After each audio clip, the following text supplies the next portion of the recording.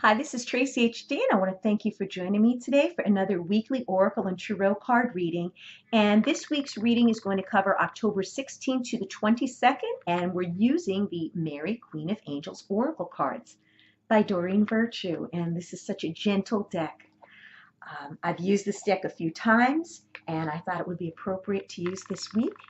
And let's get started with the reading. As I shuffle the deck, I'm asking all light beings, angels, and God, please relay the message I need to share with my viewers for the highest good of all. And for the beginning of the week, we have God. The middle of the week, we have trust. And for the end of the week, we have giving and receiving. Okay, so we have God. Beautiful, gentle card. And the card is saying, I step out of the way and surrender any need for control in order to make room for God's healing love to flow through me and the situation. First thing that came to me when I saw this card was the words, let go and let God. Surrender. Whatever the problem is, someone out there has done everything and anything they could possibly do to straighten things out, and nothing has changed. Okay? It's time now to let go and let God. Surrender it. Surrender it to your angels. Okay? When we've done all we can do, okay, and there's nothing else we can do, it is a very frustrating feeling. Okay?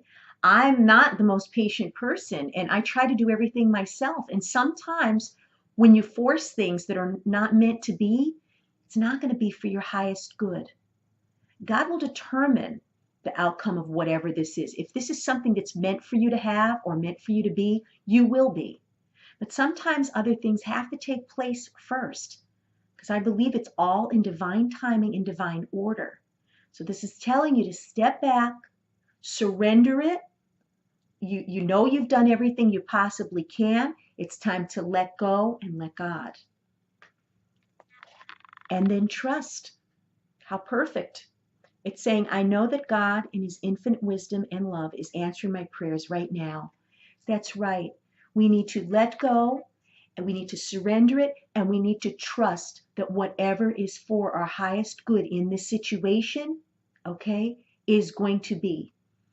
So many times in my life when things did not work out, and I felt it was so unfair, and I couldn't understand why not. There was a reason behind it. You might not know yet what the reason is, but sooner or later it will make sense. Half of the things that happen are truly a blessing in disguise, even when it's something that, you can't figure out, why is this happening to me? What did I do to deserve this? Trust me, everything happens for a reason.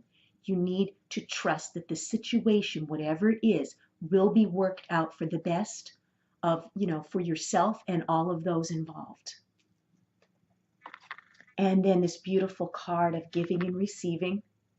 And oh, it's just so beautiful. And the baby's here sitting on her lap. And such a gentle, gentle card. It says, I balance being generous and receptive because both are equally important. That's right. Are we giving all the time? Okay. Because takers, there's so many of them out there. They're just going to take whatever you offer. Sometimes you got to pull back a bit, okay? It's a balance of giving and receiving. We can't be giving of ourselves all the time and not getting anything back to replenish ourselves. We know who out there, is someone who's genuine, who, truly appreciates you and tries to give back, to you for doing things. And I'm not saying that you should do things just for the sake of getting something in return. I'm not saying that at all. But we all know that people will take advantage of good-hearted people that willingly give, and give, and never give anything back. Those are the people that you don't need in your life. Someone out there has been doing something for someone, helping someone out, and never getting anything in return. And you can't. That's not a relationship. That's someone that is, using and abusing a friendship, using and abusing a relationship. You know, maybe it's a coworker that you do things for all the time, and then they're not even helping themselves, or not even helping you when you need a hand. Or maybe it's a romantic relationship where you're constantly, buying gifts for this person, or taking them out, and paying for dinner or paying for lunch. And, they're not even making an effort to even say thank you or even try to do something nice in return. And again, it's not that we're doing these things in order to get something.